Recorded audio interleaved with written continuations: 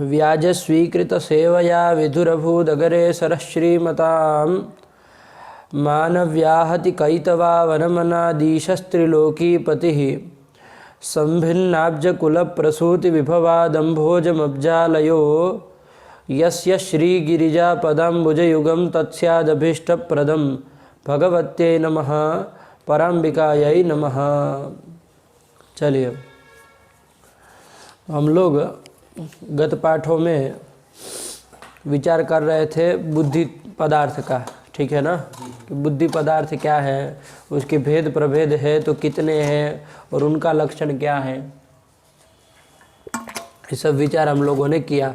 बुद्धि का क्या लक्षण कर दिया पंडित जी? सर्व व्यवहार साधारण कारणत्वं बुद्धेर लक्षणम। बुद्धेर लक्षणम ये कर दिया, ठीक है ना। क्या किया? सर्व व्यवहार साधारण कारणत्वं बुद्धेर लक्षणम। बुद्धेर लक्षणम, बहुत अच्छे, तो ये कर दिया, ठीक है ना, मतलब चाय बहुत अच्छी, तो ये कर दिया, ठीक, कि जो सर्व व्यवहार का जितने भी शब्द प्रयोग है उन सब का क्या होता हो, असाधारण कारण है, वही क्या है, ज्ञान है, क्योंकि ज्ञानम बिना शब्द प्रयोग असंभव है। इसलिए सर्व व्यवहार असाधारण कारणत्वम ज्ञानस्य लक्षणम, इसके पद कृत्य को भी हमने विस्तार से देखा, ठीक। इसके बाद नंबर 2 का आया कौन, अरे वो जो था क्या, बुद्धि। वो बुद्धि कितने प्रकार की है? 2 प्रकार। क्या क्या? इसमें स्मृति का ही अपर नाम है स्मरण, ठीक है ना। उसका लक्षण हमने क्या कर दिया? बहिरिंद्रियजन्यत्व विशिष्ट संस्कारजन्यत्व विशिष्ट ज्ञानत्वं स्मृतेर लक्षणम। ये वही एक न्याय बोधिनी के अनुसार यही हुआ ना, बात वही है। पद कृत्यकार का कहिए चाहे यही कहिए, यही करना हमको, ये होना है असंभव वारित हो जाए। अतिव्याप्ति का मात्र पद देने से क्या हो, प्रत्यभिज्ञा में अतिव्याप्ति वारित हो और उसके देने पर असंभव न लगे, ऐसा काम करना था, है कि नहीं है जी। क्योंकि संस्कार जन्यत्वे सति ज्ञानत्वम लक्षण करेंगे तब तो क्या हो जाएगा, संस्कार जन्यत्वस्य ज्ञानत्वस्य च प्रत्यभिज्ञायाम सत्वात् अतिव्याप्ति ताम अतिव्याप्तिं वारयितुम् असमाभिः मात्रपदमुपादीयते तथा च उच्यते लक्षणस्वरूपं संस्कार मात्रजन्यं ज्ञानं स्मृति संस्कार मात्रजन्यत्वे सति ज्ञानत्वं स्मृतिर्लक्षणम् एवं लक्षणम् अस्माभिः क्रियते। इदानीं तावत् मात्रपदोपादाने सति एवं अर्थो लभ्यते संस्कारेतराजन्यत्वे सति संस्कारजन्यत्वे सति ज्ञानत्वं स्मृतिर्लक्षणम् एवं लक्षणे क्रियमाणे नास्ति प्रत्यभिज्ञायाम् अतिव्याप्तिः संस्कारेतराजन्यत्वस्य तत्र अभावात्। आया कि नहीं आया? क्योंकि संस्कारेतराजन्यत्व रूप जो प्रथम दल है उसमें नहीं जाएगा, क्योंकि उसमें संस्कारेतर मन, वो संस्कारेतर चक्षुरिंद्रिय जन्यत्व ही है, अजन्यत्व नहीं गया, इसलिए प्रथम दल नहीं गया तो प्रत्यभिज्ञायाम नाति व्याप्ति। तो कहा साहब देखिए, प्रत्यभिज्ञा में तो अतिव्याप्ति वारित कर दी मात्र पद देख के और ऐसा अर्थ निकाल के, लेकिन एक भी स्मृति में अब लक्षण समन्वय नहीं हो पाएगा। स्मृतौ संस्कारजन्यत्वस्य ज्ञानत्वस्य च सत्वेपि, क्या स्मृतौ संस्कारजन्यत्वस्य ज्ञानत्वस्य च सत्वेपि संस्कारेतराजन्यत्वस्य अभावात् स्मृतेः संस्कारेतर मनोजन्यत्वात् स्मृतेः संस्कारेतर मनोजन्यत्वात्। स्मृति जो है वो संस्कारेतर जो मन है उससे जन्य है, संस्कारेतराजन्यत्व रूप प्रथम दल नहीं गया, तो एक भी स्मृति में लक्षण समन्वय नहीं हुआ तो क्या हो जाएगा, असंभव हो जाएगा। इसलिए हम लोगों ने क्या किया, यहाँ पर संस्कारेतर से अजन्य कहा था ना, मात्र पद का अर्थ यही निकाला था, तो संस्कारेतर करके सबको न पकड़ करके सब आ जाते, उसमें मन भी आ गया, ऐसा न करके न्याय बोधिनिकार ने कहा कि बहिरिंद्रिय केवल पकड़िए, कि संस्कारेतर जो बहिरिंद्रिय है वो बहिरिंद्रिय से अजन्य होना चाहिए। तो स्मृति जो है वो किसी भी बहिरिंद्रिय से जन्य नहीं है, मन से जन्य है। मन जो है वो बहिरिंद्रिय नहीं है। किसको कहते हैं बहिरिंद्रिय? बहिरिंद्रिय का देखा तो वहां पर इंद्रिय का लक्षण मिला है, लेकिन बहिरिंद्रिय का लक्षण नहीं लिखा है। मतलब नहीं देखे हो, नहीं देखे, मतलब नहीं देखे हो। ऐसा कैसे हो जाएगा? पूरी मुक्तावली में बहिरिंद्रिय का लक्षण नहीं होगा? पागल बना रहे हो दुनिया को। नहीं, उसमें भी इंद्रिय का अरे इंद्रिय का तो साले होगा ही ना, क्यों नहीं होगा? बहिरिंद्रिय का मतलब है, इंद्रिय का तो सबको पता है इंद्रिय का, इसको क्या मतलब होता है? बहिरिंद्रिय का बोलना था, अंतर इंद्रिय का देखना था, ये कौन बात होती है भाई? बड़े विचित्र है कि इंद्रिय का मिला बहिरिंद्रिय का नहीं मिला, ये क्या होता है? पुस्तक नहीं थी क्या पास में मुक्तावली वगैरह कुछ? तो देखा ही नहीं, फिर देखा ही नहीं सही से, कल देख के आओगे? क्यों? जब उसमें नहीं है तो कहले कहाँ से देख के आओगे? देखा था लेकिन नहीं, अब कहाँ से देख के आओगे फिर कल? और प्रयत्न करेंगे। तो वही तो प्रयत्न कल करके आना था आपको। रात देखने क्या, एक एक दिन की मैं जब डांटू तब ही देखना है। इतने समझदार हो के बुद्धि भगवान ने दी है तो क्यों ऐसे मंद बुद्धि जैसा काम करते हो? अरे देख के आना चाहिए कहीं से भी, साला पाताल में से पुस्तक निकाल के देख के आना चाहिए कि क्या है। अब तुम लोग मुक्तावली में नहीं ढूंढ पा रहे हो, मुक्तावली में नहीं है, इतने गंवार तो नहीं समझ में आते हो, इतने मंद मत बनिए। और नहीं कुछ सुनना है, बहिरिंद्रिय का लक्षण चाहिए, मतलब लक्षण चाहिए। और क्या देखा आपने? साले चूल्हे भाड़ में जाओ आप लोग, हम क्या करें? बहिरिंद्रिय का लक्षण हमको चाहिए, मतलब चाहिए, चाहे जहाँ से लेके आना हो, मुक्तावली हो चाहे मुक्तावली का बाप में से देख के आओ। क्या मतलब है वो कि इंद्रिय का देखा वो नहीं है, वो फलाना नहीं मिला, ठिकाना नहीं मिला, अब और प्रयत्न करेंगे तो मिलेगा? ये सब क्या बवाद है? बड़े विचित्र है लोग आप। आइए, तो बहिरिंद्रिय का लक्षण देखना है। फिर से कह रहा हूँ, एक भी चीज़ जो आपको देखने के लिए कही गई वो दूसरे दिन आपको सामने से आके बोल देनी है। नहीं मिला तब भी और मिला तब भी, नहीं मिला तब भी बोल देना है। ये नहीं कि आज तो मैंने ये नहीं बोला होता तो आता ही नहीं, पता ही नहीं चलता। आप लोग बहिरिंद्रिय का पूछना चाहिए ना, आके तुरंत क्यों नहीं पूछे कि बहिरिंद्रिय का नहीं मिला, बताइए क्या होता है, मैं बता देता। अब मैं आपको पूछ रहा हूँ तब आप लोग कह रहे नहीं मिला। बड़े विचित्र है भाई, ऐसा कौन होता है? इसको तो मूर्ख को साले पुस्तक ही नहीं उसके पास, साला ऐसे ही बैठता है हरी प्रतिदिन सुबह 8 के ऐसे सामने बैठ जाता है जैसे पूरा याद करके बैठा हो। अभी पूछूंगा एक का, वो तो बोल नहीं पाओगे, बोलो उसका द्रव्य का न्याय बोध ही नहीं। द्रव्याणि विभजते पृथ्वी मत करो। अंधकारस्य दशम द्रव्येषु सत्त्वात् कथं न वेति नीलं तमश्चलति इति प्रतीतेः रूपाश्रयत्वेन क्रियाश्रयत्वेन च द्रव्यत्वं सिद्धं न च क्लिप्तद्रव्येष्वन्तर्भावात् कथं दशम द्रव्यत्वम् इति चेत् न तमसो नहीं बनता। गधे की औलाद, देख के आओ जहाँ दुनिया में देखना हो वहाँ, कहाँ तमसो बनता है? मूर्ख तरीका ऐसा याद करता है कि साला दिमाग खराब हो जाए किसी का। दुनिया में ऐसे रूप नहीं बनेगा, ऐसा रूप बोलेगा वो।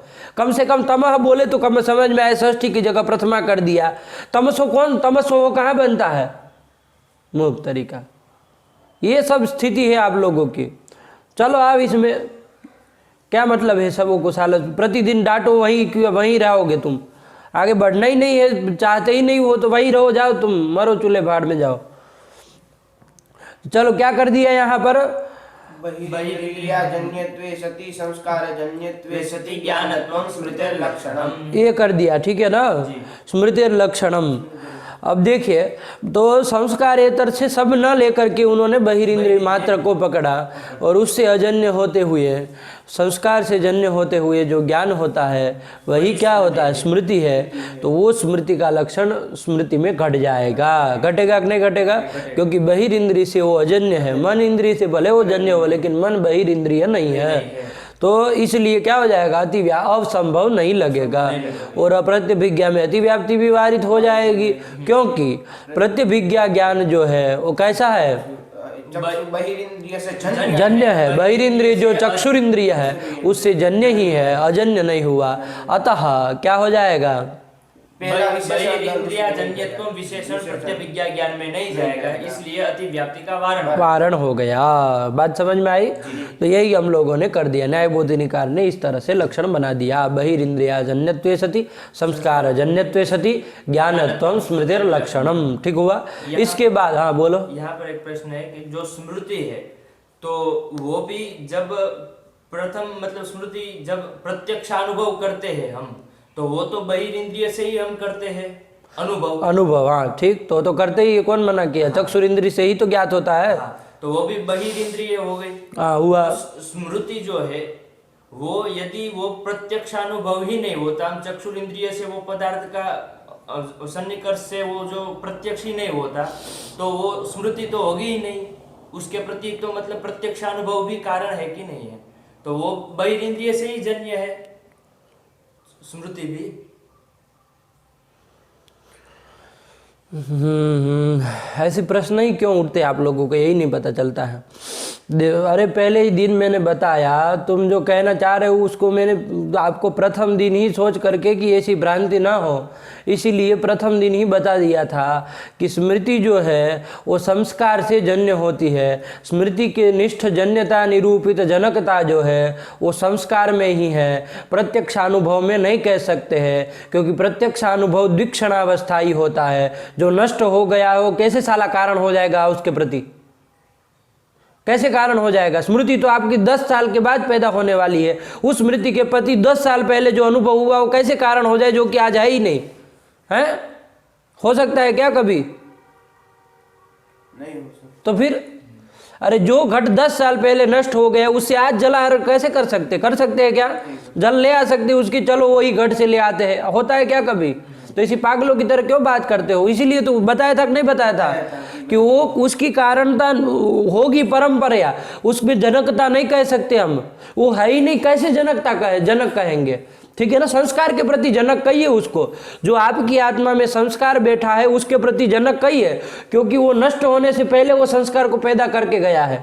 2 क्षण रहा लेकिन संस्कार पैदा करके गया, तो संस्कार के प्रति ही उसकी कारणता है, स्मृति के साथ उसको कोई लेना देना नहीं है। बात समझ में आई कि नहीं आई? स्मृति जो है वो संस्कार से जन्या होती है, अनुभव जन्या नहीं होती है। तो कहाँ फिर चक्षुरिंद्रिय की वो बहिरिंद्रिय घुसड़ रहे हो सब पूरा है? आगे तो फिर ऐसे प्रश्न ही हम लोगों को नहीं पूछने देते हैं पढ़ने के समय, तो ऐसे नहीं पूछने देते, डांट देते थे, है गलत साला समझ नहीं रहा पदार्थ को, पाठ लगा के आओ जाओ, छोड़ देंगे, नहीं पूछ नहीं दे देते। अब आप लोग है कि मतलब सही से नहीं, और अच्छा वो हुआ एक तरफ से पूछने नहीं देते थे, क्योंकि फिर अपने से मनन चिंतन किया गया और फिर समझ में हाँ ये भी है इस तरह से। और आप लोग मतलब है कि मतलब प्रथम दिन बताया भी है साक्षात उस प्रश्न को ध्यान में रख करके कि भाई आगे जाके बहिर्इंद्रिय में झमेला न कर दे, क्योंकि नहीं पता है कि उधर बहिर्इंद्रिय से अनुभव को कारण मान लेंगे तो वो भी कहीं ना कहीं बहिर्इंद्रिय से जन्य होता है, तो इसमें भी आएगा वो, फिर से अब या असंभव देने लगेंगे या पंडित लोग, पंडित नहीं महापंडित है। चलिए, तो महत्पद कुछ वैसे वो कर देता है, वैलक्षणीय द्योतित करता है पंडितों में। चलिए आइए, तो ये कर दिया ठीक है ना। अरे जो समझ वो थोड़ा विचार करना चाहिए, ऐसे ही मत पूछा करो। चलो तो ये हो गया ठीक है। चलिए, प्रश्न होने में कोई दिक्कत नहीं है, प्रश्न हो लेकिन मतलब थोड़ा ढंग का हो, है ना। ऐसा ना हो कि मतलब अब लगे कि मतलब पहली मतलब क्या कहते हैं छोटे बच्चे को पढ़ा रहा है, ऐसा नहीं लगना चाहिए। चलिए, आया कि नहीं आया मतलब विचार करके पूछो, कहीं ज़्यादा संदेह रह जाए तो उस अंदर मत रखो, सही पूछने में वो नहीं है, लेकिन चलिए कोई बात नहीं ठीक। एक देखिए इसमें ऐसा है कि अब उत्तरोत्तर काल में ये होता जा रहा है ना, थोड़ा बढ़ रहा है, मतलब उत्तर देने का वो मतलब प्रश्न करने की छूट और उत्तर देने का। हम लोग जब पढ़े ना तो इतना हमको छूट उतना नहीं देते थे, पूछ नहीं दे देते, एक जब बोल रहे हैं तो बोल रहे, फिर उसमें चूंचा नहीं करना बीच में, ऐसा फिर पूछ ले, पूरा बोल ले, उसके बाद कुछ प्रश्न यदि संदेह कहीं रहा हो दूसरे दिन लगा के आए और संदेह रहे तो पूछने देते थे। लेकिन वो गुरुजी, हमारे गुरुजी के जो गुरुजी हैं उनको तो प्रश्न ही नहीं पूछना है, क्या प्रश्न ही नहीं पूछना, बैठे वो कहे कि इस ग्रंथ में ऐसा लिखा वैसा लिखा है, तो कहेंगे चुप रहो, मैं जो बोल रहा हूँ वो न्याय शास्त्र है, उस कुछ नहीं, फाड़ के फेंक दो सब, जो बोल रहा हूँ वो न्याय शास्त्र है, उसको सुनना है सुनो, बैठो, एक शब्द मत बोलना, 1 घंटा सुन सकते हो सुनो, बाकी भगो यहाँ से, नहीं बोलना, बोलने ही नहीं देना। बस प्रश्न पूछता है, समझ में आ कुछ रहा नहीं, प्रश्न पूछ रहा, अधिकार किसने दिया प्रश्न पूछने का, डांट देते थे, ऐसा गुरुजी बता रहे हैं, है ना। और हम लोग को भी बहुत डांटे पड़ी ही है प्रश्न पूछने समय, ठीक है ना। तो चलिए, लेकिन धीरे धीरे आप लोग शायद पढ़ाएंगे तो और भी ज़्यादा उत्तर देने का वो होगा, है ना, कि भाई चलो, क्योंकि होता है। चलिए, एक परंपरा है ये भी, और तो इसमें कोई वो नहीं है, वो अच्छी परंपरा रही।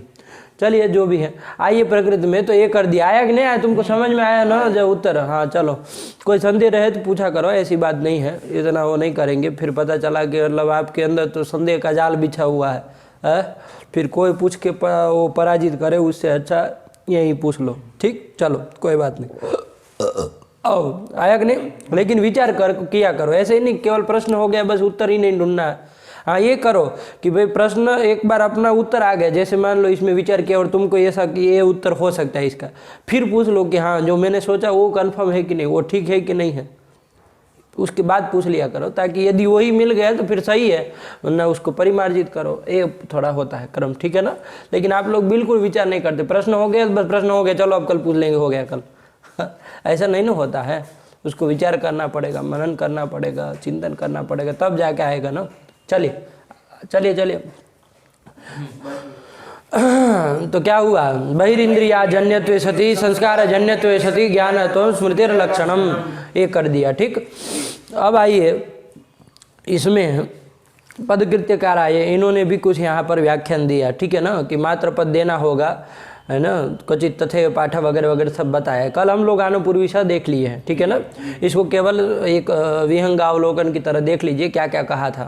तो उन्होंने मात्र पद जब कहा तो उन्होंने अर्थ निकाला। इन्होंने तो कहा बहिरिंद्रिया जन्यत्व, है ना, ये अर्थ निकाला। और उन्होंने कहा कि इंद्रियार्थ सन्निकर्षा जन्यत्व, क्या कहा था? इंद्रियार्थ सन्निकर्षा जन्यत्वे सति संस्कार जन्यत्वे सति ज्ञानत्वम। ये मात्र पद दे देने से प्रथम दल ये लाभ हो जाएगा, ठीक है ना, क्योंकि संस्कारेतरा जन्यत्व कहेंगे तब तो असंभव लगना है, ये बात तो ठीक है। इसलिए इंद्रियार्थ सन्निकर्षा जन्यत्व दे दिया। इंद्रियार्थ सन्निकर्ष जो जन्य ज्ञान होता है वो प्रत्यक्ष ज्ञान होता है। क्या? इंद्रियार्थ सन्निकर्ष जन्य जो ज्ञान होता है वो प्रत्यक्ष ज्ञान होता है, चाहे वो घ्राणज प्रत्यक्ष हो, चाहे रासन प्रत्यक्ष हो, चाहे चाक्षुष प्रत्यक्ष हो, चाहे त्वच प्रत्यक्ष हो, चाहे मानस प्रत्यक्ष हो, ये सब के सब प्रत्यक्ष क्या होते? इंद्रियार्थ सन्निकर्ष के जन्य होते हैं, ठीक है ना। इसको हम कल हम लोगों ने बहुत विस्तार से इनमें विचार किया कि एक एक इंद्रियों के द्वारा इंद्रिय के अर्थ के साथ सन्निकर्ष होगा और फिर तत्त पदार्थों का चाक्षुष आदि प्रत्यक्ष होगा, कराणज आदि प्रत्यक्ष होगा। आया कि नहीं आया? ये कर लिया। इसके प्रत्यक्ष से अतिरिक्त जितने भी ज्ञान है किसी में इंद्रियार्थ सन्निकर्ष जन्यत्व नहीं होता है, चाहे वो अनुमिति हो, चाहे उपमिति हो, चाहे शाब्द हो, चाहे वो स्मृति ही क्यों न हो। बात समझ में आई कि नहीं आई? तो इसलिए इन्होंने संस्कारेतरा जन्यत्व करके, संस्कारेतर करके सब न पकड़ करके, क्योंकि सब पकड़ लेते हैं तो मन भी आ जाता है, तज्जन्यत्व तो उसमें जाता ही है। लेकिन संस्कारेतर करके क्या पकड़ना है? इंद्रियार्थ सन्निकर्ष को पकड़ना है। उससे अजन्य होते हुए, संस्कार से जन्य होते हुए ज्ञानत्व जिसमें रहे उसको ही क्या कहा जाएगा? स्मृति कहा जाएगा। तो वो आपका स्मरणात्मक ज्ञान में घट जाएगा, क्योंकि स्मृति जो ज्ञान है वो इंद्रियार्थ सन्निकर्ष से जन्य नहीं है। क्योंकि इंद्रियार्थ सन्निकर्ष कौन ज्ञान है? इंद्रियार्थ सन्निकर्ष जन्य कौन ज्ञान होता है? प्रत्यक्ष ज्ञान ही होता है, अन्य और कोई ज्ञान नहीं होता। बात समझ में आई कि नहीं आई? ना, मतलब अनुमित्यादि नहीं होते हैं, अभी देखेंगे और में भी, ठीक है ना, क्या क्या है। लेकिन ये स्मृति भी नहीं होती, इंद्रियार्थ सन्निकर्ष जन्य ज्ञान नहीं है। बात समझ में आई? प्रत्यभिज्ञा जो है वो इंद्रियार्थ सन्निकर्ष जन्य ज्ञान है, है कि नहीं है? प्रत्यभिज्ञा जो है उसमें इंद्रियार्थ सन्निकर्ष हुआ था कि नहीं हुआ था? तभी तो अयम देवदत्त ज्ञान हुआ ना, तभी तो ये ज्ञान हुआ अयम देवदत्त। तो चक्षुर इंद्रिय का उस मांस पिंड का अर्थ का सन्निकर्ष हुआ, उससे ज्ञान हुआ अयम देवदत्त। तो ये भी जो प्रत्यभिज्ञा ज्ञान है स्वयं देवदत्त, ये ज्ञान भी क्या है? इंद्रियार्थ सन्निकर्ष जन्य है। इंद्रियार्थ सन्निकर्षा जन्य नहीं हुआ तो अतिव्याप्ति भी वारित हो गए, अव्याप्ति असंभव भी वारित हो गया। जब इस तरह से हमने अर्थ कर दिया तो कुल मिला के लक्षण का स्वरूप क्या हो गया? स्मृति लक्षणम, ठीक है ना, ये कर दिया, ठीक, लक्षण।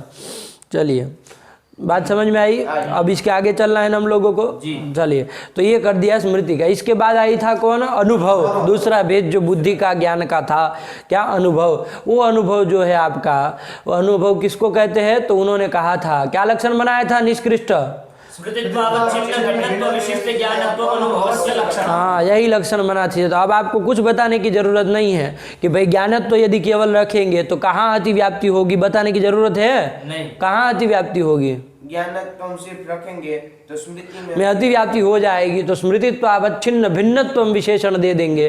जब वो देंगे तो स्मृतित्वावच्छिन्न सकल स्मृतियाँ हो गए और उससे भिन्न कभी भी स्मृति नहीं होगी, तो इसलिए अतिव्याप्ति वारित हो जाएगी।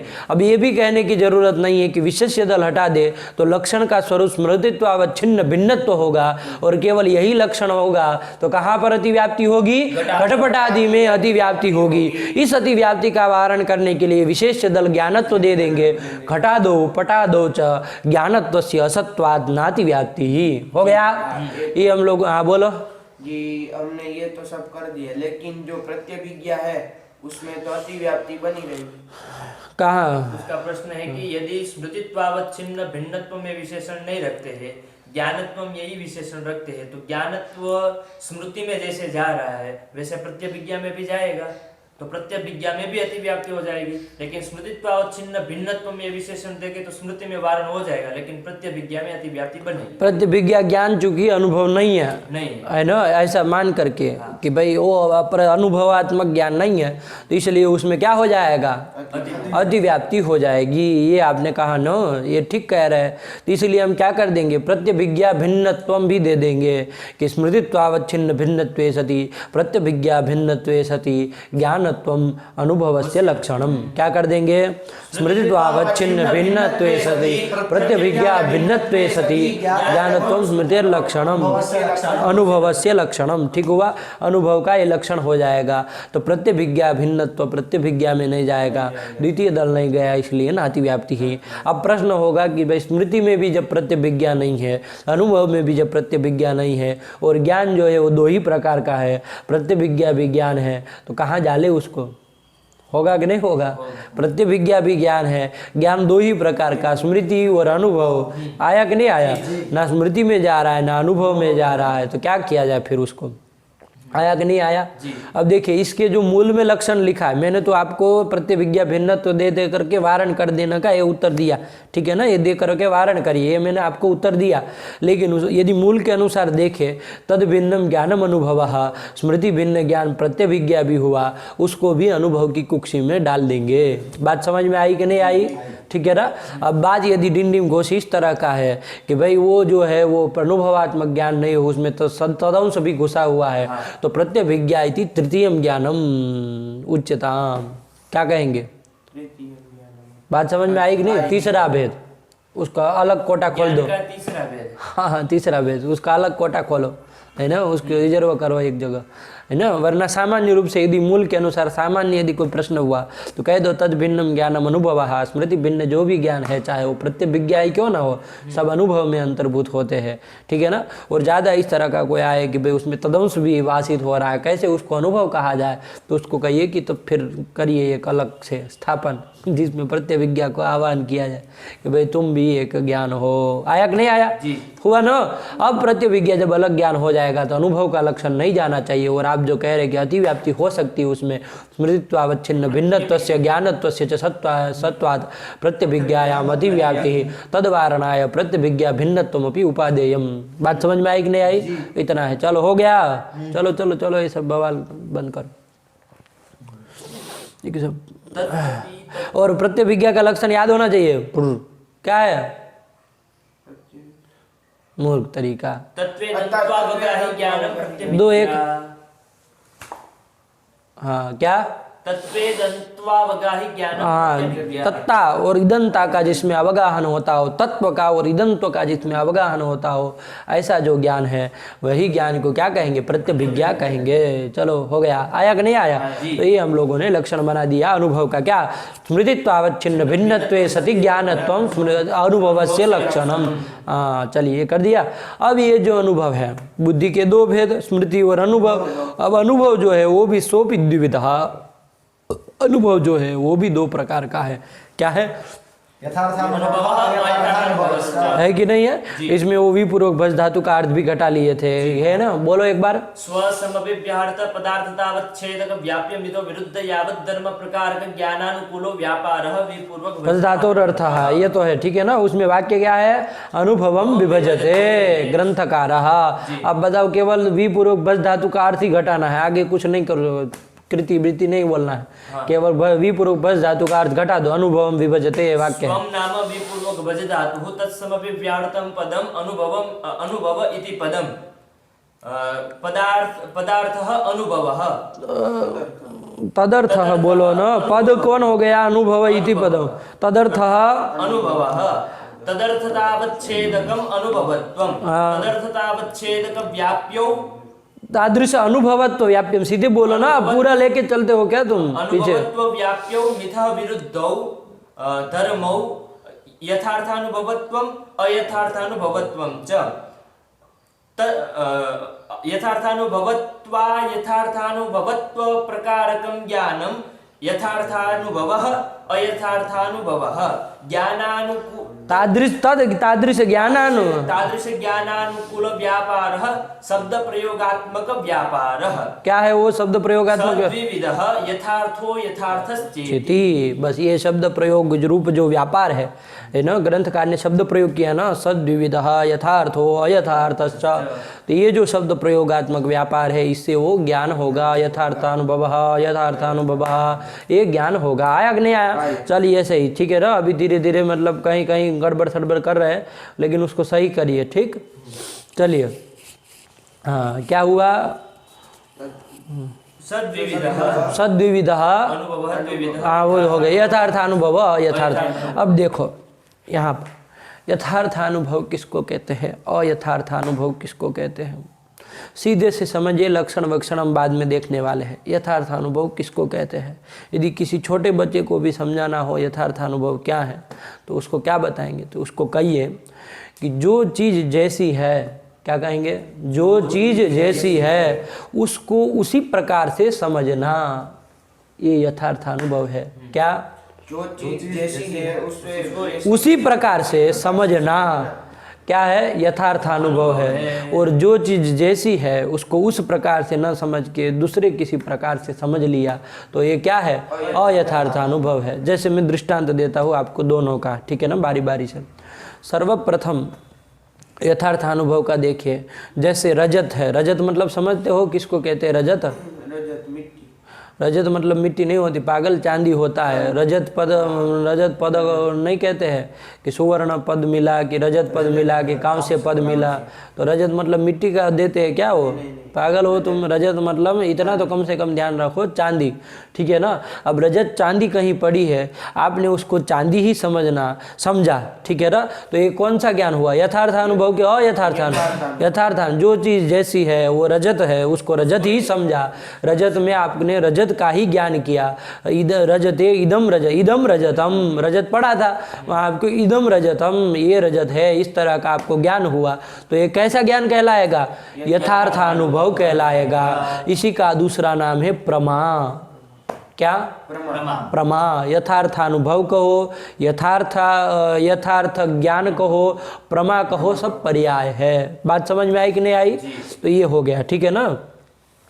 तो जो चीज़ जैसी है उसको उसी प्रकार से समझना, ये क्या हुआ? यथार्थानुभव। ये यथार्थानुभव हो गया, ठीक हुआ जी। अब देखिए, जो चीज़ जैसी नहीं है, मान लीजिए यहाँ पर क्या कहते हैं? शुक्ति पड़ी। शुक्ति मतलब जानते हो? अरे वो दरिया किनारे मिलती है ना शुक्ति, या है वालू। क्या वालू? रेती, वो जो रेती वही। अरे वही नहीं, वो शुक्ति वहाँ समुद्र किनारे नहीं ना मिलते हैं, मिलते हैं कि नहीं मिलते हैं? वो रात में मान लीजिए तुम रास्ते में कहीं जा रहे हो, वहाँ पड़ा है, चंद्रमा के प्रकाश से वो प्रकाशित हो रहा है, तुमको क्या लगेगा? ये चांदी है, ऐसा ब्रांड वो होगा कि नहीं होगा? तो जो वो चीज़, वो चांदी है क्या? नहीं। तो जो चीज़, वो चीज़ क्या है आपका? वो है क्या? शुक्ति है। वो चीज़ शुक्ति जो है उसको आपने क्या समझ लिया? रजत समझ लिया। तो जो चीज़ जैसी नहीं है उसको वैसे समझ लेना क्या होता है? अयथार्थानुभव है, ठीक है ना? इसका ही दूसरा नाम है अप्रमा। क्या? अप्रमा। प्रमा किसका नाम है? यथार्थानुभव का। अप्रमा किसका नाम है? बात समझ में आई कि नहीं आई? यही यथार्थानुभव और अयथार्थानुभव यही तत्व है। अब इसको जितना भी आप परिष्कृत करें, बात यही की यही आनी है, ठीक है ना। वास्तविक ज्ञान, यथार्थानुभव मतलब क्या? वास्तविक ज्ञान, जो चीज जैसी है उसको आपने वैसे समझा, तो ये वास्तविक ज्ञान हुआ। हुआ कि नहीं हुआ? जैसे रज्जू पड़ी है तो उसको आपने रज्जू ही समझा, तब तो वो क्या हुआ? यथार्थानुभव। लेकिन रज्जू पड़ी, आपको सर्प दिख गया उसमें, मतलब सर्प, आप तो डर गए, भाग गए, जो भी किया, लेकिन सर्प का ज्ञान हो गया आपको उसमें। जो तो वो सर्प नहीं ना था, रज्जू थी, उसको सर्प समझ लिया। ये ज्ञान क्या कहलाएगा? अप्रमा यथार्थानुभव कहलाएगा। बात समझ में आई कि नहीं आई? ये सामान्य रूप से यथार्थानुभव की और अयथार्थानुभव की व्याख्या हुई। क्या कहेंगे यथार्थानुभव किसको कहते हैं? जो चीज जैसी है उसको उसी तरह से समझना, वो जो है वो यथार्थानुभव है। और जो चीज जैसी है उसको उसी तरह नहीं समझना और दूसरी तरह से समझना, ठीक है ना। अयथार्थ। जो चीज कोई भी चीज को उस दूसरी तरफ से समझ लेना, अवास्तविक ज्ञान जो है वही क्या है? अयथार्थानुभव। बात समझ में आई कि नहीं आई? आपको समझ में आना चाहिए। हो गया, ठीक है ना। हाँ, अब देखो, ये तो आपका ये हो गया, ठीक है ना। अब यहाँ पर एक दो बात समझ लो, ठीक है ना, फिर हम उसमें ग्रंथ में जाएंगे। एक दो बात समझो। ज्ञान जो भी होगा दुनिया में, क्या कोई भी ज्ञान दुनिया में होगा तो उसमें तीन चीज़ जरूर रहेगी। ज्ञान का जो है वो क्या होता है? कोई ना कोई विषय होता है। मैंने कहा था कि नहीं कहा था? वो विषय तीन प्रकार का होता है ना। कोई भी ज्ञान होगा तो उसमें तीन चीज रहेगी, प्रकार, विशेष्य और संसर्ग। क्या क्या? प्रकार, विशेष्य और संसर्ग। संसर्ग, ये तीन चीज रहती है, ठीक है ना। कोई भी ज्ञान होगा, कोई भी ज्ञान होगा तो उसका ये तीन विषय जरूर होगा। कोई प्रकार होगा, कोई विशेष्य होगा और कोई संसर्ग होगा। कौन कौन तीन विषय? कौन? प्रकार, विशेष्य और संसर्ग। सब पहले संसर्ग को बोलो। संसर्ग, प्रकार और विशेष्य। क्या? संसर्ग, प्रकार, विशेष्य। विशेष्य, ये तीन होगा, ठीक है ना। जैसे मैं आपको समझाता हूँ। जैसे एक ज्ञान ले लीजिए कोई भी, घटवद भूतलम। क्या ज्ञान ले लिया? भाई घट वाला भूतल है, ऐसा ज्ञान आपको हुआ। क्या ज्ञान हुआ? घट वाला भूतल है, ये आपको ज्ञान हुआ। घटवद भूतलम, ये ज्ञान हुआ। देखो, घट जो है वो क्या पदार्थ है? 7 पदार्थों में कहाँ आता है? पृथ्वी में आता है। 7 पदार्थों में कहाँ आता द्रव्य है? में आता है। तो मूर्ख तरीका तुमको बोलने का सहूर नहीं है। और भूतल जो है वो कहाँ आता है 7 पदार्थों में? वो भी द्रव्य में। हाँ, अब द्रव्य में पूछा जाए, द्रव्य में कौन सा वो है तो बताओ। द्रव्य में पृथ्वी में आता है। कौन? भी और भूतल भी। भूतल भी। भूतल मतलब ये जमीन, जमीन है। ठीक है ना। बात समझ में आई कि नहीं? भूमि, यही उसका तात्पर्य। बात समझ में आई? तो दोनों क्या है? द्रव्य है, ये समझ में। अब दो द्रव्यों का कौन सा संबंध होता है तुमको पता है कुछ? कौन सा? संयोग होता है। क्या है उसके लिए पंक्ति? द्रव्ययोः संयोगः। क्या? द्रव्ययोः। लिखो उसको मूर्ख तरीका है, अपने से बोलता है ना, इसीलिए तो अंडबंड बोलता है। द्रव्ययोः संयोगः। कभी भी द्रव्य द्रव्ययोः मत बोल देना। जड़ता पकड़ने वाले लोग को कहना चाहता हूँ। द्रव्ययोः संयोगः, ये कर दिया, ठीक लिया। तो द्रव्यों का संयोग होता है। अब देखो, घटवद भूतलम एक ज्ञान है, घट वाला भूतल है, ऐसा ज्ञान आपको हुआ, ठीक। एक ज्ञान में देखिए, घट जो है वो भूतल में रह रहा है, ये बात है ना, कि भूतल घट में रह रहा है। घट भूतल में, घट भूतल में रह रहा है। किस संबंध से रह रहा है? संयोग संबंध, संबंध से रह रहा है। आया कि नहीं? अब ये जो ज्ञान है घटवद भूतलम, इसका आकार यही है। ज्ञान का आकार क्या है? घटवद भूतलम। भूतलम, यही ज्ञान का आकार है। ज्ञान का कोई आकार होता है, ठीक है ना। किस आकार का ज्ञान? तो यही घटवद भूतलम, ये ज्ञान है। अब देखो, इसमें 3 चीज होगी। क्या क्या? संसर्ग होगा, कोई प्रकार होगा और कोई विशेष्य होगा, ठीक है ना। इसमें 2 में आपको दिक्कत नहीं होगी, बता रहा हूँ। संसर्ग क्या है? संसर्ग मतलब संबंध। संसर्ग मतलब संबंध, ठीक है ना। संबंध कहो, संसर्ग कहो, एक ही बात है, ठीक है ना। ये सब याद रहना चाहिए। हाँ, कल मुंड उठा के आए ना तो समझो कि खोपड़ा खाली कर देंगे तुम्हारा। संसर्ग मतलब क्या होता है? संबंध होता है। ये सब अब चीज़ कोई लिखने रटने वाली नहीं, वो छोड़ो उसको। ये सब चीज़ें याद रखनी है और अभी के अभी याद रखनी है। एक दिन का इसमें नहीं मिलता है कि मोहलत मिलेगी कि जाओ कल करके आना, ये सब नहीं, अभी के अभी बोलना होगा। तो एक एक शब्द को ध्यान से सुनो, इधर उधर भग रहे हो तो छोड़ो उसको। एक दो बार गलत बोले ना, मैं इसके बाद तुमको पूछना बंद कर दूंगा। हाँ, इतना ध्यान रखो। ये कोई नहीं है, हम सब भेड़ों को साथ में लेके नहीं चलते हैं। संसर्ग संबंध का ही दूसरा नाम है संसर्ग। संसर्ग कहो चाहे संबंध कहो, ये उसके पर्याय। बात समझ में आई? अब देखिए यहाँ पर घटवद भूतलम में कौन संबंध है पता है? कौन? संयोग संसर्ग है, संयोग संबंध है। बात समझ में आई ना? तो यहाँ से ये जो ज्ञान है घटवद भूतलम, ये ज्ञान में मैंने क्या कहा था? कोई भी ज्ञान होगा तो उसमें 3 विषय होंगे। कौन 3 विषय? संसर्ग, प्रकार, विषय, विशेष्य। एक अक्षर गलत नहीं पंडित जी। क्या? संसर्ग, प्रकार, विशेष। विशेष्य। सही से बोलो और फटाफट बोलो, जैसे प्रश्न हुआ तुरंत उत्तर दो। संसर्ग, प्रकार, विशेष्य। ये कुंजी है। देखो ये 2-3 दिन पाठ यदि सही से सुना तो कोई भी तर्क संग्रह में रोक नहीं सकता कहीं पर। लेकिन 2-3 दिन तुमने गड़बड़ की तो दुनिया में कोई किसी का माई का लाल नहीं तुमको पढ़ा सके न्याय शास्त्र। इतना याद रखना, दुनिया में किसी के पास चले जाओ नहीं पढ़ पाओगे यदि 3 दिन का पाठ सही से नहीं सुना तो इसलिए सावधानी पूर्वक बैठो। तो संसर्ग, प्रकार और विशेष, 3 चीज होती है, 3 विषय होता है ज्ञान में। यहाँ जो कौन ज्ञान लिया हमने अभी? घटवद भूतलम, ये ज्ञान लिया है। इस ज्ञान में 3 विषय जरूर होंगे, संसर्ग, प्रकार और विशेष्य। उसमें संसर्ग क्या है बता दो? ये ज्ञान में संयोग, संयोग संसर्ग है। ठीक पकड़ा, बात समझ में आई?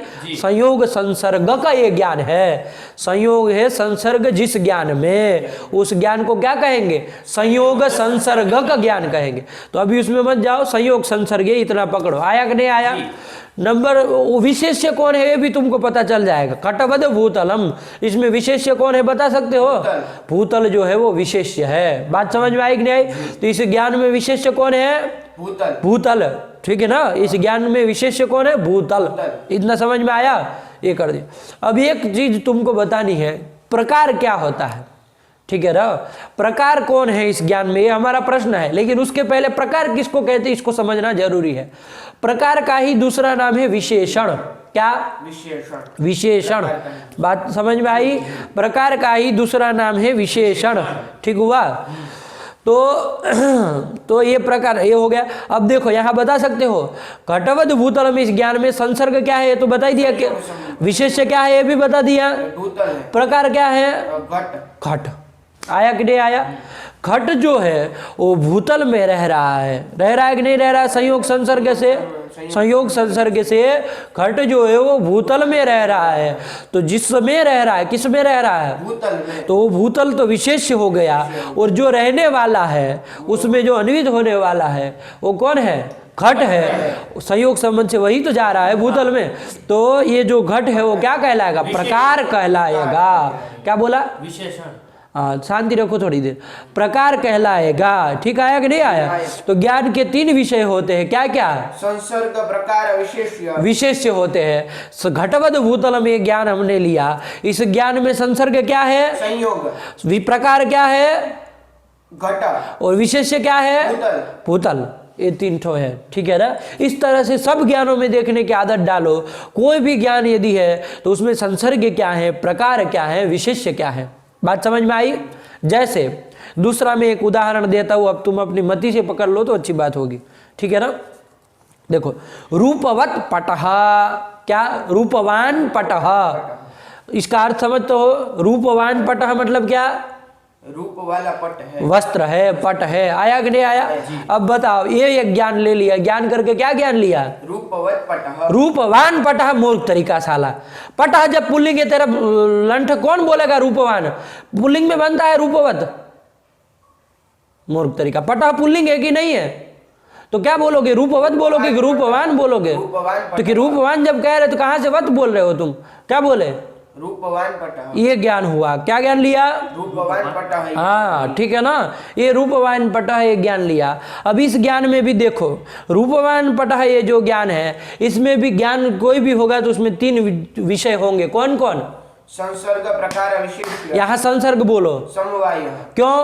क्योंकि द्रव्य गुण गुण द्रव्य यो हो समवाय होता है। ठीक कहा, कोई गलत नहीं, ठीक है ना। हमें उससे मतलब नहीं, हम वो लकीर के फकीर वालों को नहीं मानते। बहुत अच्छा समझ के बोल रहे हो, इसका समझ में आ रहा है, ठीक है ना। अब कौन इसमें गुण है, कौन द्रव्य है, तुमको बोल के बोलना था, बस इतना अंदर करना सीखो, है ना। क्या द्रव्य हो गया पट और गुण हो गया रूप। हाँ, रूप हुआ गुण, और जो आपका कौन है, पट है, वो द्रव्य है। तो जो द्रव्य गुण यो हो समवाय, गुण द्रव्य यो हो समवाय। आया कि नहीं आया? तो ये कर दिया समवाय, ठीक है ना। ये मुझे अच्छा लगता है, मतलब ये चीज मुझे अच्छी लगती है। देखो बोला, यदि शब्दांतर प्रयोग किया लेकिन सही किया, एक भी विभक्ति इधर उधर नहीं की। विभक्ति गलत होती है मतलब समझो कि उसको कुछ नहीं आता है। विभक्ति में यदि सड़बड़ गड़बड़ कर रहा है मतलब समझो कि वो वज्रादपि मूर्ख है। तो ये विभक्ति बिल्कुल गलत नहीं होनी चाहिए। बोला दूसरा शब्द, लेकिन कितना सही बोला, द्रव्य गुण यो हो, ध्यान विचार करके बोला कि भाई ओस जोड़ना है, दो चीज है, ठीक है ना। तो चलिए, तो ये कर दिया द्रव्य गुण यो हो समवाय। इसलिए यहाँ पर कौन ज्ञान लिया था पहले से बोलो? रूपवान पट है, ये ज्ञान लिया। इस ज्ञान में 3 विषय होंगे, संसर्ग, प्रकार और विशेष्य। संसर्ग क्या है? समवाय। प्रकार बता सकते हो? प्रकार है रूप, और विशेष्य क्या? रूप। हाँ, समवाय संबंध से कौन जा रहा है?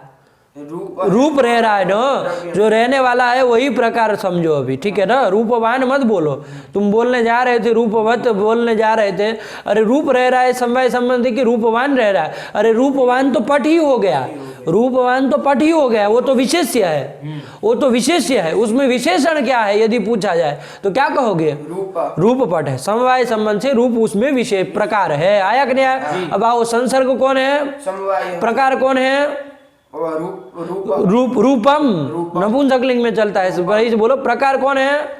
प्रकार है रूपम। और विशेष्य कौन है? विशेष्य है पट। पट। आया कि नहीं आया?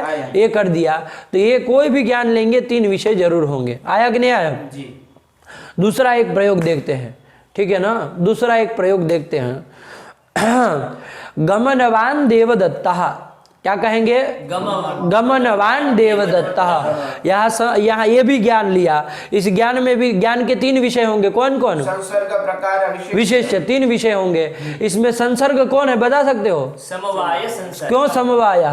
क्योंकि क्रिया क्रियावतो हो समवाय संसर्ग। संसर्ग, क्रिया और क्रियावत का समवाय संसर्ग होता है। इसमें गमन जो है वो क्रिया है, और देवदत्त जो है वो क्रियावान है, क्रिया वाला है, इसलिए वो क्रियावान हो गया। तो क्रिया और क्रिया जो है वो क्रियावत में समवाय संबंध से रहती है। आया कि नहीं आया?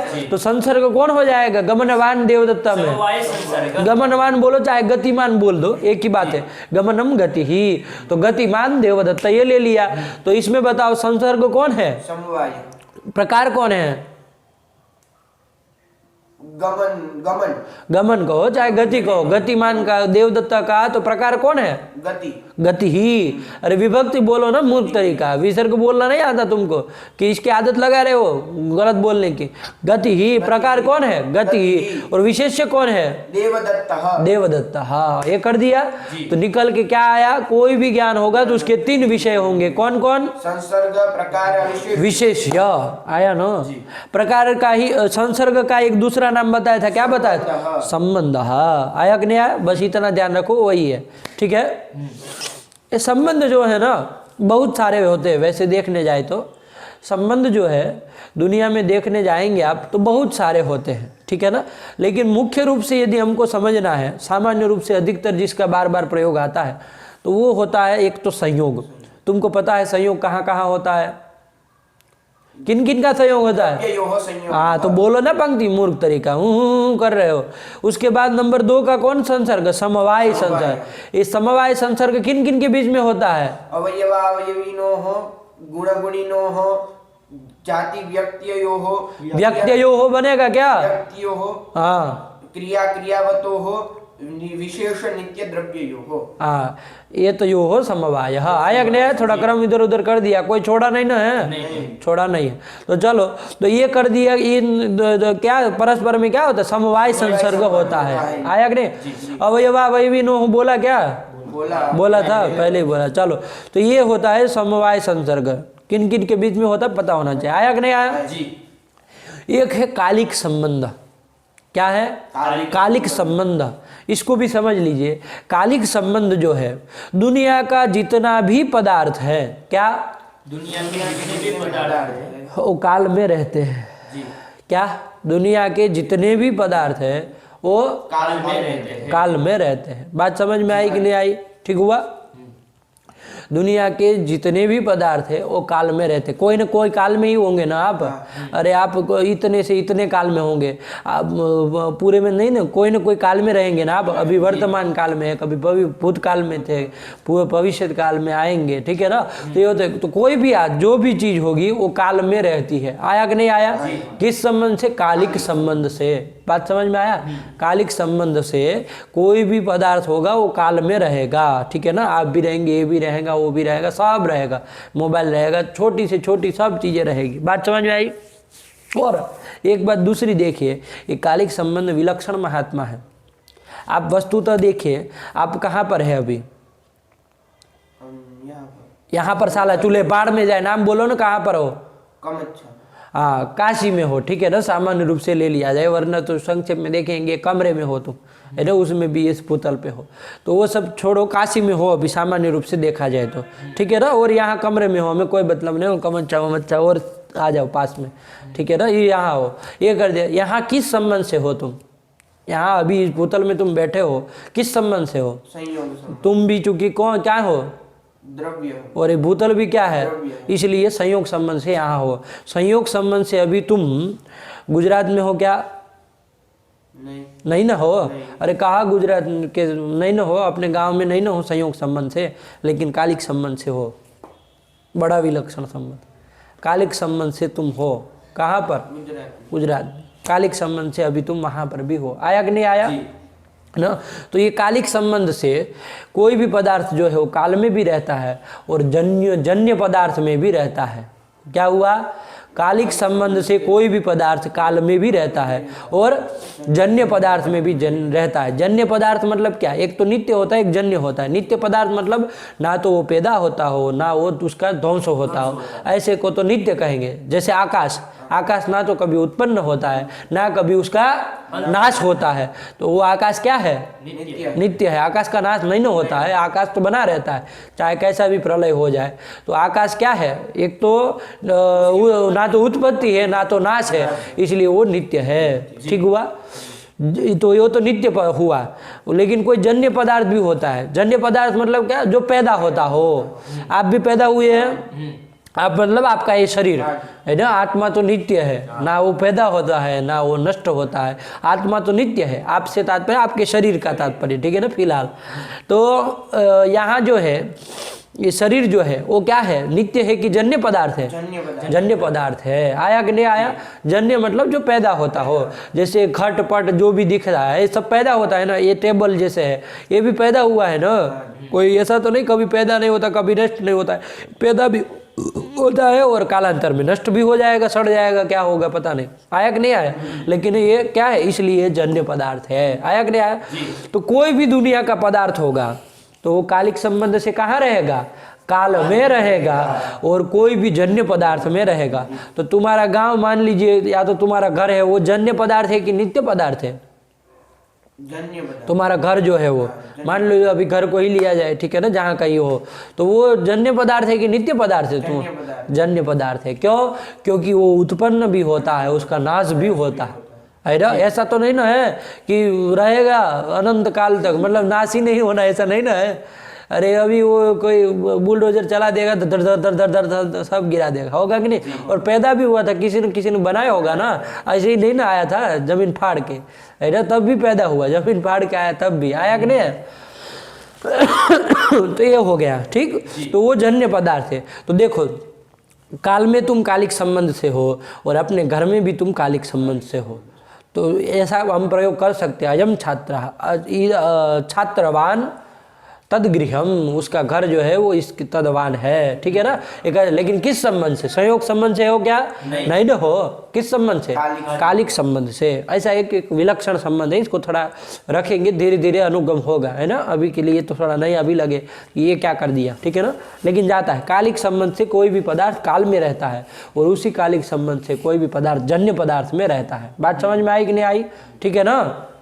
नित्य में नहीं रहता, कालिक है ना, आप गगन में नहीं रह सकते, गगन चूंकि नित्य है, नित्य पदार्थ है, जन्य पदार्थ नहीं है, जन्य पदार्थ में रहेंगे। नित्येषु कालिका योगा, एक पंक्ति है क्या, नित्येषु कालिक, नित्य में कालिक संबंध से कोई नहीं रहता है। आया कि नहीं आया, तो चलिए बस इतनी बात ध्यान रखो तो कालिक संबंध में प्राय समस्या नहीं होगी। आया कि नहीं आया, तो ये कर दिया। तो 3 संबंध मैंने तुमको बताए सामान्य रूप से, कौन कौन, संयोग, समवाय और कालिक। कालिक, बस इतना ध्यान रखो। और भी तो अनेक संबंध है, लेकिन 3 को अभी लेके हम चलेंगे तो हो जाएगा, ठीक है ना। जैसे कालिक के न, क्या नाम है तुम्हारा, विनीतवान तदगृहम, तदगृहम कर दो, चाहे गुजरात, हाँ गुजरातम होगा ना, गुजरात करते, गुजरातम राज्यम, है ना, तो ये कर दीजिए। तो कालिक विनीतवत गुजरातम ऐसा कर दो, हो सकता है कि नहीं हो सकता है ना, तो ऐसा होता है, ठीक है ना, कि भाई कालिक संबंध से विनीत वाली कौन है, गुजरात है ना, मतलब कोई प्रदेश, हमें वो गुजरात से मतलब वो उसमें ही भूमि में ही तात्पर्य होता है। गुजरात मतलब ऐसा कोई नहीं है कुछ कि कहाँ चढ़ा देना नहीं है तुमको छत पे उसके गांधीनगर में, है ना, ऐसा नहीं। आया कि नहीं आया, तो कालिक हो जाएगा कि नहीं हो जाएगा, ये कर दिया। अब देखो ये हो गया। अब इसमें बताओ कालिक न विनीतवत गुजरातम ऐसा है। अब यहाँ पर बताओ, ये भी ज्ञान है, इसमें कोई संसर्ग होगा, कोई प्रकार होगा, कोई विशेष होगा, इसमें बता दो, चलो काम हो गया।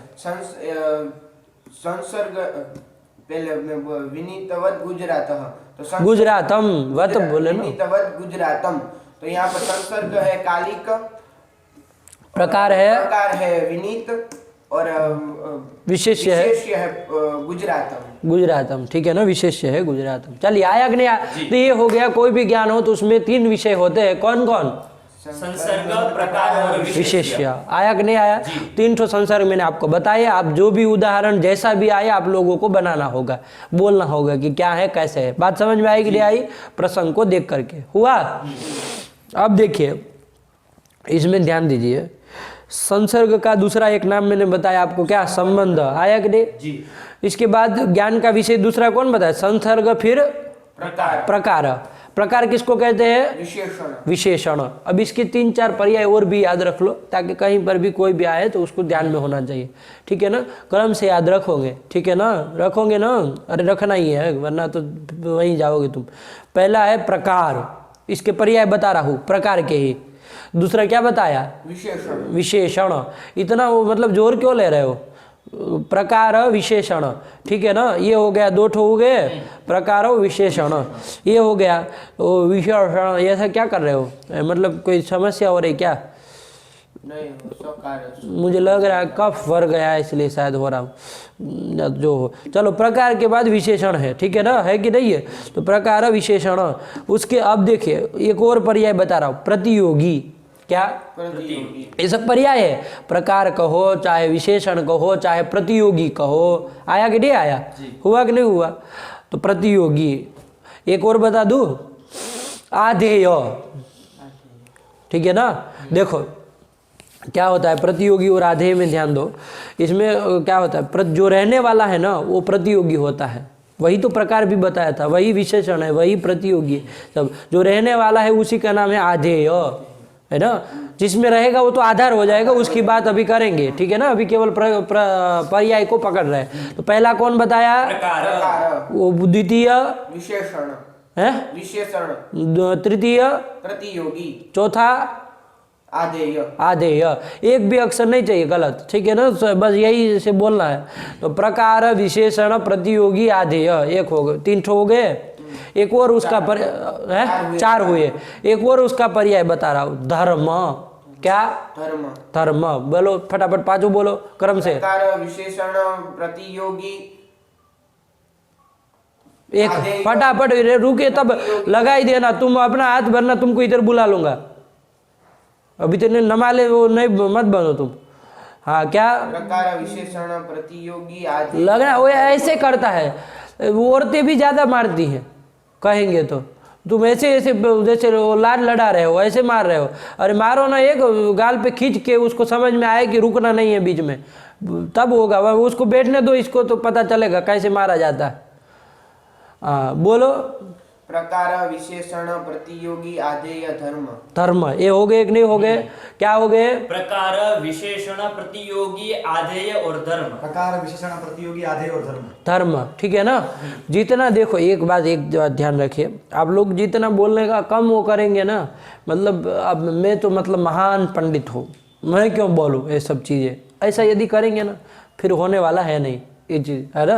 क्योंकि ये बोलने से आता है, आप में यदि वो आ जाता है कि भाई हम ये सब तो मतलब सब लोग बोलेंगे, हम क्यों बोलें, है ना करण, तो फिर होता नहीं है, ठीक है ना। ये शास्त्र बोलने का शास्त्र है, लिखने का शास्त्र नहीं है ये कि लिख के किसी को दे दिया जाए तो हो जाएगा, ऐसा नहीं है। बोलने का शास्त्र है, जब तक बोलोगे नहीं, चाहे यहाँ चाहे पीछे पाठ लगाने के समय बोलोगे नहीं, तब तक होगा नहीं कुछ, ठीक है ना। बोलना है इसको। आया कि नहीं आया? तो चलिए ये कर दिया।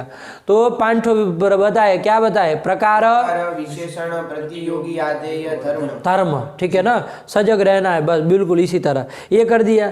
अब बस ठीक है, 5 रखिए इधर, ठीक है ना, 5 रखिए, इसके 5 रखे। आया? अब इधर आइए, विशेष्य था ज्ञान का एक विषय, क्या था? संसर्ग, प्रकार और विशेष्य था। अब विशेष्य के इसी तरह हम 5 देख लेते हैं पर्याय, तो दोनों का जोड़ा बन जाएगा, ठीक है ना। जैसे प्रकार इधर था, उसके साथ क्या शब्द बोलते थे? विशेष्य बोलते थे कि नहीं बोलते थे? इसी तरह यहाँ प्रकार का दूसरा पर्याय क्या था? विशेषण। तो उसके साथ क्या बोलेंगे? तो उसके साथ भी विशेष्य ही बैठता है। क्या बोलता है? विशेषण विशेष्य, प्रकार विशेष्य, तो जोड़ा है इन दोनों का, ठीक है ना। ये सब पर्याय और ये 5 पर्याय, इस तरह से पर्याय है 5-5। लेकिन ध्यान रखो किसके साथ किसकी जोड़ी बनेगी। आया कि नहीं आया? प्रकार विशेष्य, इधर दूसरा प्रकार का बोलते चलो, मैं दूसरा बता, विशेष्य। आया कि नहीं आया? फिर इधर तीसरा कौन था? तो इधर रखो अनुयोगी। क्या? अनुयोगी। ये सब विशेष्य के पर्याय हुए, विशेष्य, अनुयोगी, ठीक है ना। इधर अब 4 ही कहेंगे क्योंकि विशेष्य 2 बार आ जा रहा है ना, प्रकार के साथ भी आया और विशेषण के साथ भी आया, तो 2 बार आ जा रहा है, तो इधर 4 ही आएंगे क्योंकि उसका जोड़ा बनाना इसलिए, ठीक है ना। तो चलिए यही बन गया, तो ये बन गया प्रतियोगी, अनुयोगी आया। आया कि नहीं आया? अब उधर क्या था? प्रकार का पर्याय और प्रतियोगी के बाद प्रकार का विशेषण। अरे प्रकार का पर्याय कौन था? मूर्ख तरीका है, दिमाग खराब करके रखा इन लोगों ने। बोलो क्या क्या पर्याय था क्रम से? प्रकार विशेष्य, विशेषण विशेष्य, प्रतियोगी अनुयोगी और आधेय आया। इसको अर्थ समझाओ, मैंने क्या प्रश्न पूछा उसको बताओ। उसके पर्याय कौन थे? प्रकार के प्रकार विशेषण, प्रकार विशेषण प्रतियोगी आधेय, बस वो आया ना, वो पूछ रहे हैं। और एक रह गए, आधेय और धर्म। ये पूछ रहा हूँ, और तुम क्या बकवास कर रहे हो? पर्याय बोलो तो कह रहा प्रकार विशेष्य, वो विशेषण विशेष्य, ये सब पर्याय है क्या उसके? घंटाशाला विशेषण विशेष्य, विशेष्य पर्याय है उसका। क्या प्रश्न पूछा और तुम किधर उत्तर देने जा रहे हो? अपना मन गढ़ंत जो कहानी, और मैं कह रहा हूँ कि मैं प्रश्न क्या बोलते कहा, तो वो क्या कह रहा है, वो सामने क्या कह रहा है, मैं ये उत्तर दे रहा हूँ। अरे गधे साले, वो तो मुझको भी पता तुम दोनों का जोड़ा बोलने जा रहे हो, लेकिन ये पूछा मैंने, क्या पूछा वो उत्तर नहीं दोगे, मन का बनाओगे अपने। तो ध्यान दो, समझ में क्यों नहीं आया? प्रश्न हिंदी में ही तो कह रहा हूँ, संस्कृत में थोड़ी पढ़ा रहा हूँ। तो ये कर दिए, ठीक है। तो ये आया। अब देखिए यहाँ पर क्या कर दिया? प्रकार के साथ विशेष्य को रखा, विशेषण के साथ भी विशेष्य को रखा, प्रतियोगी के साथ किधर क्या रखा? इधर विशेष्य के पर्याय के रूप में अनुयोगी को रखा। रखा कि नहीं रखा? अब इधर प्रकार का पर्याय आगे वाला बोलो, आधेय, यही था ना, आधेय। तो इसके साथ उधर बोलेंगे विशेष्य के पर्याय में आधार। आधार आधेय होता है ना, तो आधेय के साथ क्या रहेगा? आधार रहेगा। आया कि नहीं आया? आधार रहेगा। आया नो? चलो इसके बाद कौन आएगा? आधेय के साथ आधार आएगा। इसके बाद कौन है? धर्म। धर्म है ना? धर्म। ये आया कि नहीं आया? अब धर्म में देखो, धर्म ये किसका पर्याय है? प्रकार का। तो उसके साथ आएगा धर्मी। धर्मः अस्ति अस्मिन् इति धर्मी, हो जाएगा। तो ये धर्मी किसका पर्याय हो गया? धर्म का, धर्मी किसका पर्याय हुआ? विशेष्य का। हाँ ये कहा, ठीक है ना, बात समझ में आई। अब अलग अलग बोलना है कि प्रकार के कितने पर्याय वो कौन कौन, और विशेष्य के कितने पर्याय कौन कौन, बोलो क्रम से। प्रकार, विशेषण, प्रतियोगी, आधेय, धर्म, विशेष्य, विशेष्य, अनुयोगी, आधार, धर्मी। प्रश्न क्या किया? अलग अलग बोलना है। प्रकार का पर्याय पहले बोलो, हाँ। बोलो। प्रकार, विशेषण, प्रतियोगी, आधेय, धर्म। धर्म। अब विशेष्य के पर्याय बोलो। विशेष्य, विशेष्य, वही है, तो एक ही बार बोलोगे चलोगे, ठीक है ना, वो समझ के रखो, केवल इतना है। विशेष्य, फिर अनुयोगी, आधार, धर्मी। धर्मी। पहले क्या बोल रहा था? यही बोल रहा बोला था, था। दूसरा तो क्यों फिर तुम भी अनबन साले? नहीं, उसको ऐसे बताना था कि ये नहीं। प्रकार के पर्यायवाची है और ये विशेष्य के तो वही तो वो बोला था, 5 ठो इधर बोले 5 ठो उधर बोले, तुमने एक साथ बोल दिया ना सब। क्या? अच्छा ऐसे वो बीच में रोका नहीं, नहीं। कि अब विशेष्य के पर्याय ऐसे बोलो तब सब, वरना लोग समझेंगे कि ये सब उसी के पर्याय एक ही बोल रहा है। ऐसा नहीं, सही से बोलो, ये गलत कर दिए। ठीक, मैंने सोचा उधर बोलने लगा, मतलब दो दो का साथ में बोलने लगा, ऐसे नहीं। आया कि नहीं आया? ये हुआ पर्याय समझ में आया कि नहीं आया? अब कोई पूछे प्रकार तो उसके साथ कौन रहेगा? विशेष्य, और विशेषण बोले तो विशेष्य, प्रतियोगी, अनुयोगी, वो आधेय, आधार, धर्म, धर्मी। बस। आया कि नहीं आया? जब प्रकार बोलेंगे तो उसके साथ विशेष यही बोलेंगे, है सब पर्याय ऊपर, लेकिन बोलेंगे यही, है ना। जननी के साथ जनक अच्छा लगता है कि नहीं है? कि जननी और पिता बैठता है क्या? सुनने में भी अच्छा नहीं लग रहा है। माता के साथ पिता अच्छा लगता है। अब वो उधर आप करेंगे माता के साथ जनक, बैठेगा क्या? है तो पर्याय जनक और पिता, लेकिन अच्छा किसमें लग रहा है? वही बोला जाएगा ना। यहाँ पर भी इसी तरह से, ठीक है ना। बाद में इसमें सूक्ष्म भेद होंगे तो धीरे धीरे प्रसंगवशात बताते जाएंगे, लेकिन अभी हम लोग इसी तरह से रखेंगे, ठीक है ना। ये सब पर्याय के रूप में आया ना। तो चलो, क्या एक बार बोल दो तुम, प्रकार और उसके साथ वाला आप बोलना। अब ऐसे बोलो, अब पर्याय नहीं पूछ रहा, प्रकार उधर उसके साथ वाला विशेष, तो प्रकार और विशेष्य अब बोलते चलो। प्रकार, विशेष्य, विशेषण, विशेष्य, प्रतियोगी, अनुयोगी, आधेय, आधार, धर्म, धर्मी। धर्म, धर्मी हो गया। चलो यही, ठीक है ना। तो ये सब है, इसमें से कोई भी शब्द आए तो उसमें आप घबराना आपको नहीं है। कभी घबराओगे? प्रतियोगी कोई कह दिया तो विशेषण उसमें तात्पर्य होगा, ठीक है ना। कहीं विशेष बात आएगी मैं आपको बताता रहूंगा उन जगहों पे, ठीक है ना। तो इसलिए घबराओ मत उसमें, वो कोई बात नहीं। अभी जो कह रहा है उसको पकड़ लो, ठीक। चलिए अब चलना है आगे, है ना। इससे अब देखो घटवद भूतलम, इसमें 3 विषय जरूर होंगे। कौन कौन? संसर्ग, प्रकार और विशेष्य, सामान्य रूप से यही बोला जाएगा, उसके पर्याय को बोलने की जरूरत नहीं, ठीक है ना। अब आपको क्या बोलना है? संसर्ग कौन है, प्रकार कौन है, विशेष्य कौन है, ये तीनों अपने से अब बोलते चलना है। बोलो। संसर्ग संयोग है, प्रकार घट है और विशेष्य भूतल है। ठीक। अब संसर्ग तो संसर्ग ही बोलेंगे, उसमें कुछ नहीं करेंगे, लेकिन इधर एक कोटि आगे बढ़ जाएंगे, विशेषण और विशेष्य बोलेंगे। बोलो घटवद भूतलम में कौन प्रकार संसर्ग है, कौन विशेषण है, कौन विशेष्य, इस तरह से। अब मैं नहीं बताऊंगा कि क्या बोलना है, तुमको 5 का बोल देना। बोल पाओगे? हाँ बोलो फटाफट। चलो, संसर्ग क्या है? संसर्ग में संसर्ग ही रहना है। संसर्ग संयोग है, विशेषण घट है, विशेष्य भूतल है। संसर्ग संयोग है, प्रतियोगी घट है, अनुयोगी भूतल है। संसर्ग संयोग है, आधेय घट है, आधार भूतल है। संसर्ग संयोग है, धर्म घट है, धर्मी भूतल है। आया कि नहीं आया? ये हो गया, ठीक है ना। ये कर दिया, ठीक है ना। आया कि नहीं आया? हाँ। अब देखो इसको समझो, केवल ऐसे ही तुम बोल रहे हो, मतलब अभी तो तुम ऐसे ही बोल दिए। अब इसको समझो ये हो रहा है कैसे, वो कोई वो नहीं, रटने वाली बात नहीं है, आराम से समझ जाओगे। देखो प्रकार मतलब तो विशेषण हुआ ना, तो संयोग संबंध से घट भूतल में रहता है, ध्यान देना। घटवद भूतलम में संयोग संसर्ग कह रहे हैं, तो उस संयोग संबंध से कौन रहेगा? घट जो है वो भूतल में, घटवद नहीं रहेगा, ठीक है ना। घटवद कौन है? भूतल ही है, तो वो विशेषण नहीं ना होगा, वो तो भूतल को तो हम विशेष से बोल ही रहे हैं। विशेषण क्या है उसमें, कौन उसमें रह रहा है? तो घट है, तो इसलिए विशेषण घट प्रकार चाहे विशेषण हमने घट कहा और विशेष्य को भूतल कहा। आया कि नहीं आया? अब देखो हमने घट को क्या कहा, उसके बाद प्रतियोगी कहा ना।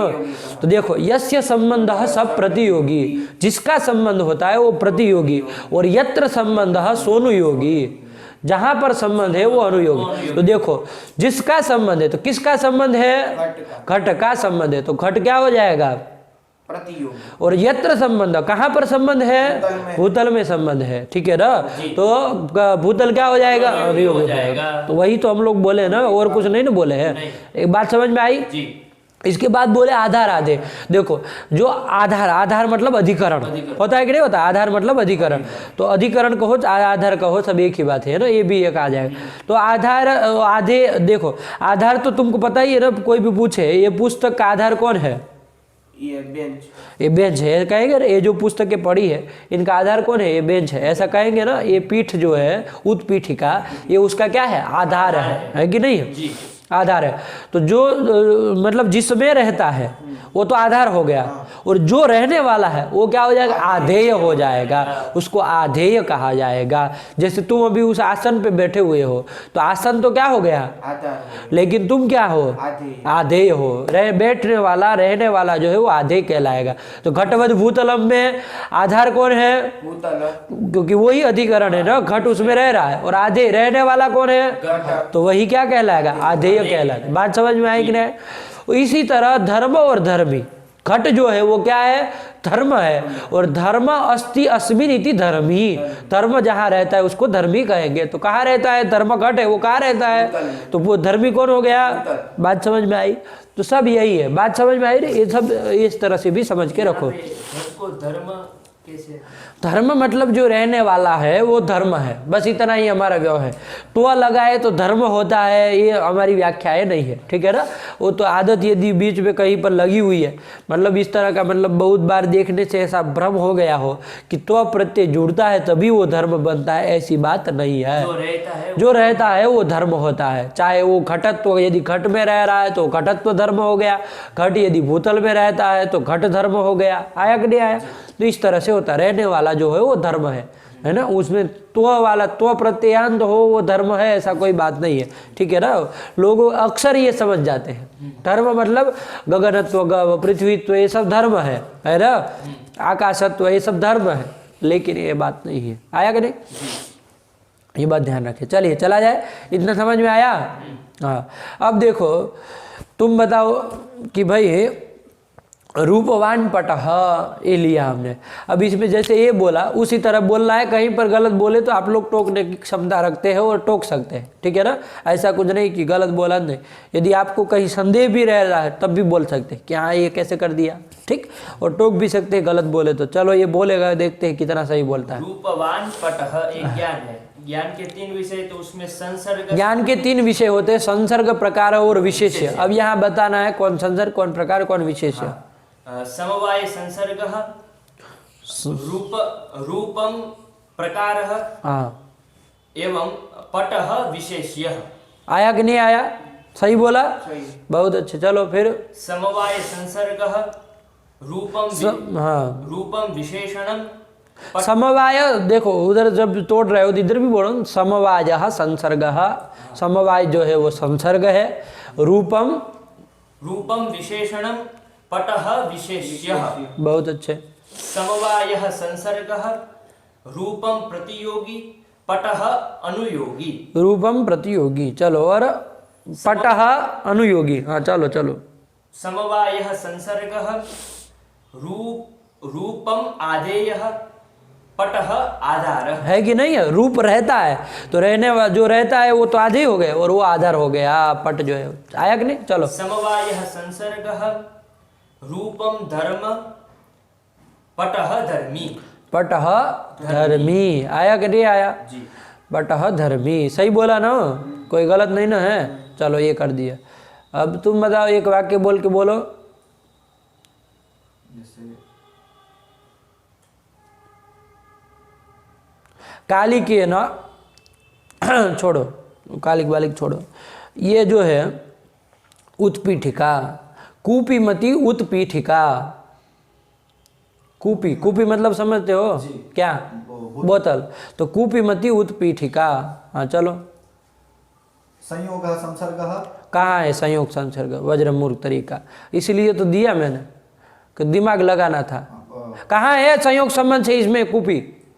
कालिक है क्या? है क्या इसमें? तो संयोग संसर्ग कह सकते हैं क्या? नहीं कर कौन संबंध कह सकते हैं? कालिक कहा था ना मैंने, कालिक संबंध से कोई भी पदार्थ होगा वो काल में रहता है, चाहे जन्य पदार्थ में रहता है। आया कि नहीं आया? तो ये जन्य पदार्थ है कि नहीं है उत्पीठिका? तो उसमें कोई भी पदार्थ है, वस्तुतः ये कूपी जो है वो इधर भूतल पे पड़ी है, संयोग है ना, लेकिन यही कूपी इसके ऊपर भी पड़ी है। किस संबंध से? कालिक संबंध से। तो क्या पंडित जी बोल रहे हैं? कूपीमती उत्पीठिका में वो सोच रहे कूपी जो है वो पृथ्वी है, उत्पीठिका भी पृथ्वी है, द्रव्य यो हो संयोग, तो संयोग संबंध बोल दिया जाए। लेकिन क्या मतलब कालिक समझाने का? कोई मतलब नहीं। यही हुआ ना? बोलो अब। कालिक संसर्ग, कूपी प्रकार, उत्पीठिका विशेष्यम। हाँ, संयोग कालिक संसर्ग, कूपी प्रकार, उत्पीठिका विशेषणम विशेष्यम। फिर से वही आया।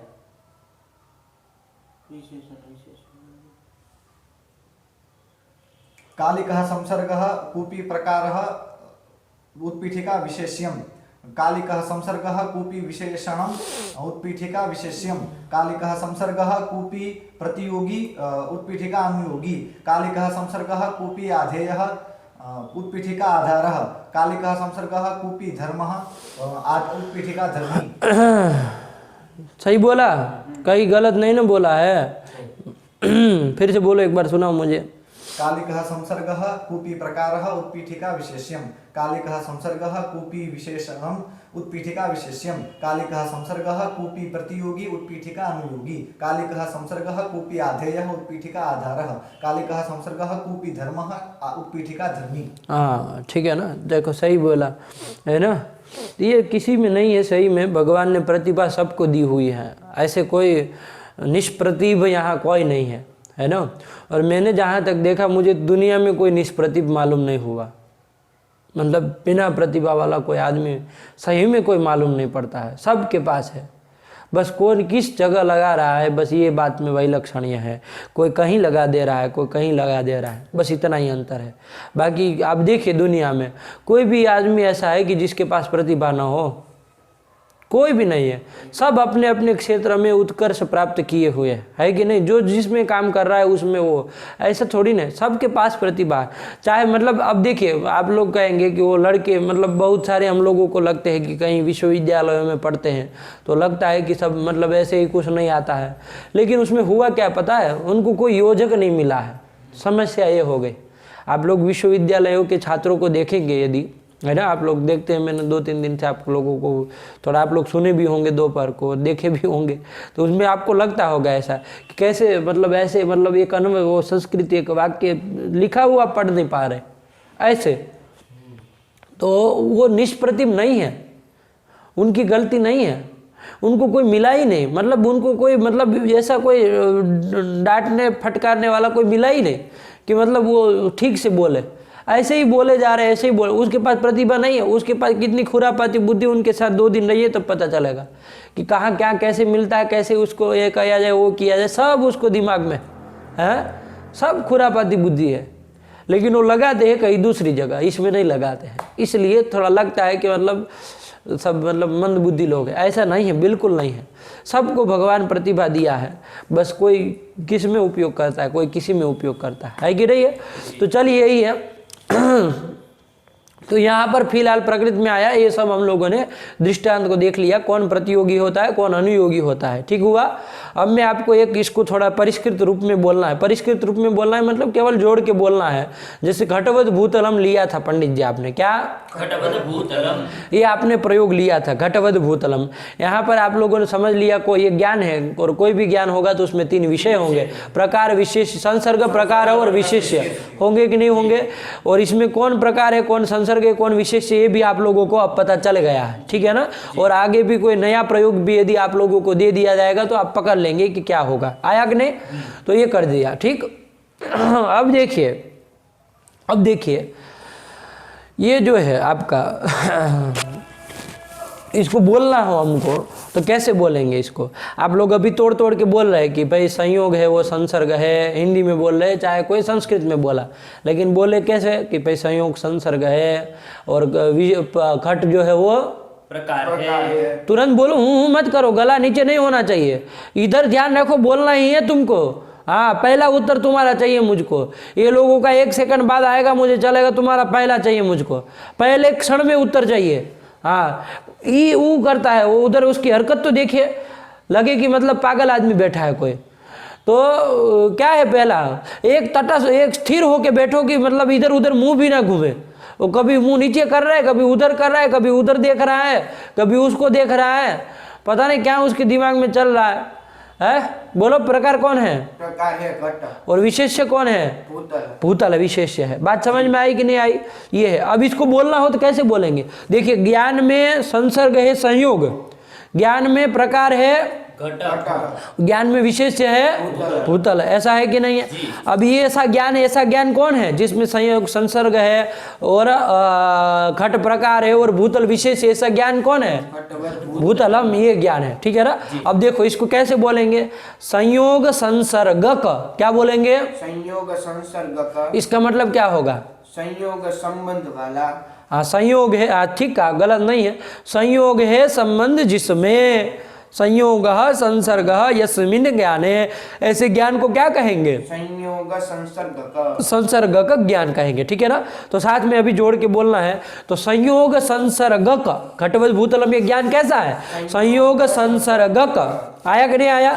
और किम प्रकार का, घट प्रकार, घट प्रकार क, घट प्रकार यस्मिन् का, बस जोड़ रहे हैं और कुछ नहीं कर रहे हैं। बात समझ में आ रही है ना। तो वो अर्थ भी समझ के बोलो, केवल रट नहीं लेना है उसको।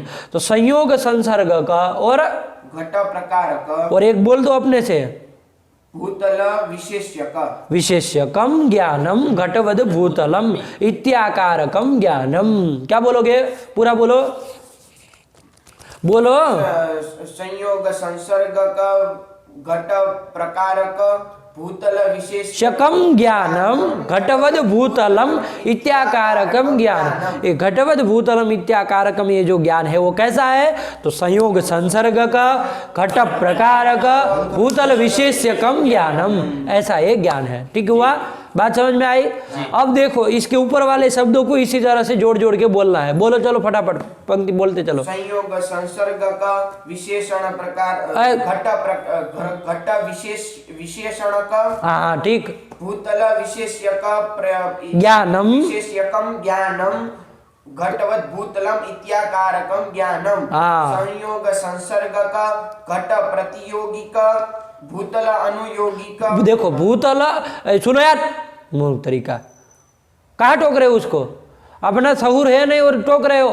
भूतल अनुयोगी का बोले ना तुम, भूतल अनुयोगी का, यहाँ कोई संधि होगा, कोई संधि होगा, कौन, हाँ तो बोलो ना, भूतलानुयोगिकम ज्ञानम घटवद। इसको पंक्ति को फिर से बोलो, यहाँ प्रतियोगी वाली। संयोग संसर्ग का, घट प्रतियोगी का, भूतल अनुयोगी का, भूतलानुयोगिकम ज्ञानम घटवद भूतलम। एक बार गलती करे ना तब तो वो मूर्ख है, और दूसरी बार गलती करे ना तो समझो परम मूर्ख है।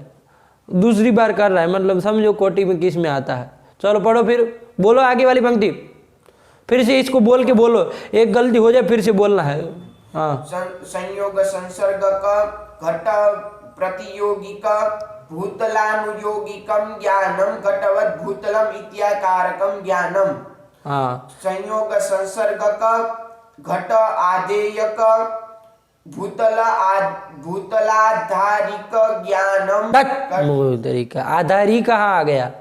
भूतला फिर से बोलो।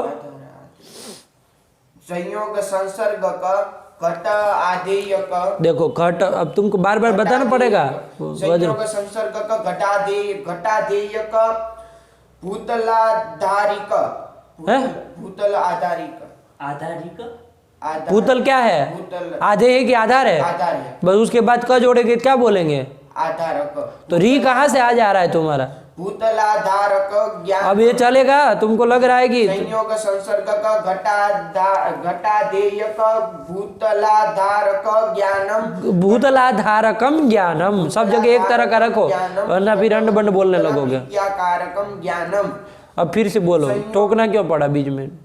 संयोग हंस रहे हो मुंह तरीका, गलत बोल के हंस रहा है। घटादेयक भूतलाधारकम ज्ञानम घटवत भूतलम इत्याकारकम ज्ञानम। हाँ संयोग संसर्ग का घट धर्म का भूतल धर्मी का ज्ञानम घटवत भूतलम भूतल धर्मिकम ज्ञानम। भूतल फिर से बोलो, गलत बोल रहे। संयोग संसर्ग का घट धर्म का भूतल धर्मिकम ज्ञानम घटवत भूतलम इत्याकारकम ज्ञानम।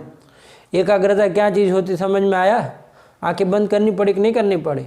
हाँ तब होता है। आया कि नहीं आया? करनी पड़ती है, करनी पड़ती है। अभी तक कभी आंखें बंद ही करके नहीं बोले हो, है ना? कभी बोले अभी तक? कभी ऐसा हुआ कि आंखें बंद करके बोलना पड़ा हो? बोले ही नहीं होंगे, ऐसे ही इधर उधर ताकते तुकते। तो वो पता होगा, अब देखो समझो कैसे बोलता होगा वो, कितना अंड बंड बोलता होगा, है? तो इसको कितना जोर दे के ध्यान देना पड़ा।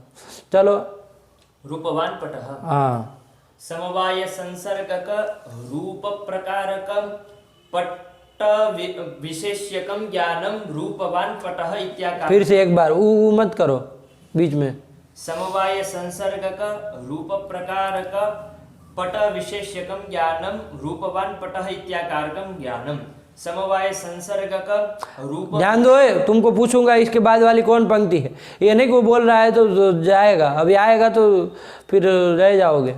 समवाय संसर्गक रूप विशेषणक पट विशेष्यकम ज्ञानम रूपवान पटः इत्याकार। इसके बाद वाली पंक्ति बोलो। समवाय संसर्ग का रूप प्रतियोगिका पट अनुयोगिकम ज्ञानम एक मार। रूपवान। बोलो फिर से, गलती होगी वो मार देगा, मुझे बोलना नहीं पड़ेगा। समवाय संसर्ग का रूप प्रतियोगिका हूँ करे मार देना, राह देखनी नहीं। फिर से जैसे ही पढ़े तुरंत फिर से चालू करो। अब कुछ नहीं सुनेंगे, जैसे ही पढ़ी पीछे मतलब पहले से चालू करना है। समवाय संसर्ग का रूप प्रतियोगिका पटानुयोगिकम ज्ञानम रूपवान पट इत्याकारकम ज्ञानम। रूपवान पटः इत्याकारकम। चलो ये आगे ही है तो कोई दिक्कत नहीं। चलो पट इत्याकारकम ज्ञानम, चलो बोलो। समवाय संसर्गक रूपाधेयक पटाधारकम ज्ञानम रूपवान पटः इत्याकारकम ज्ञानम। समवाय संसर्गक रूपधर्मक रूप पटाधर्मिकम ज्ञानम रूपवान पटः इत्याकारकम ज्ञानम। ठीक, चलो तुम बोलो। कालिक संसर्ग का कूपी प्रकार का उत्पीठिका अनुयोग विशेषकम ज्ञानम ए ऊ आ ई अनुयोगी वी अनु वी ये सब नहीं करना, घंटपाठ नहीं करना, उसको एक ही सांस में बोलना है। कालिक संसर्ग का कूपी प्रकार का उत्पीठिका विशेषकम ज्ञानम कूपी मति उत्पीठिका इत्याकारकम ज्ञानम। कालिक संसर्ग का कूपी विशेषण का कूपी उत्पीठिका विशेषकम ज्ञानम कूपी मति उत्पीठिका इत्याकारकम ज्ञानम। कालिक संसर्ग का कूपी प्रतियोगिका उत्पीठिका अनुयोगिकम ज्ञानम कूपी मति उत्पीठिका इत्याकारकम ज्ञानम। आए तुम बोलो इसके बाद वाला। कालिक संसर्ग का कूपी धर्म का कूपी। कह रहा हूँ ध्यान दो, कौन शब्द अंतिम कौन पंक्ति बोला है, उसके बाद वाली ही बोलनी। कौन बोले अंतिम में वो?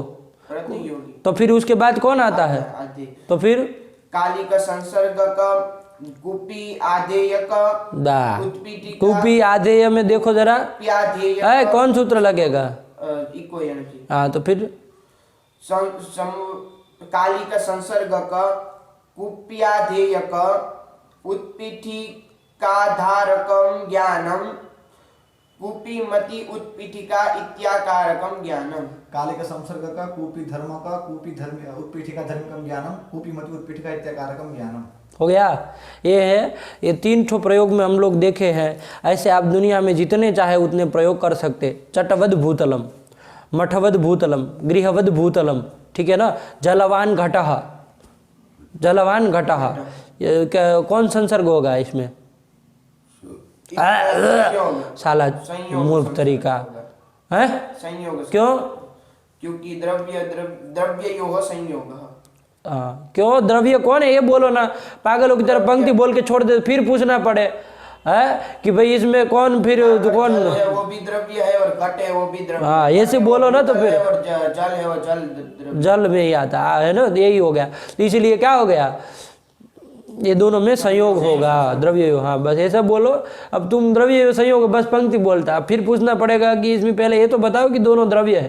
पहले ये बोलो कि ये भी द्रव्य है ये भी द्रव्य है, और द्रव्य दो द्रव्यों का परस्पर में संयोग होता है, द्रव्ययोः संयोगः। यहाँ तक बोलो तब उत्तर हुआ।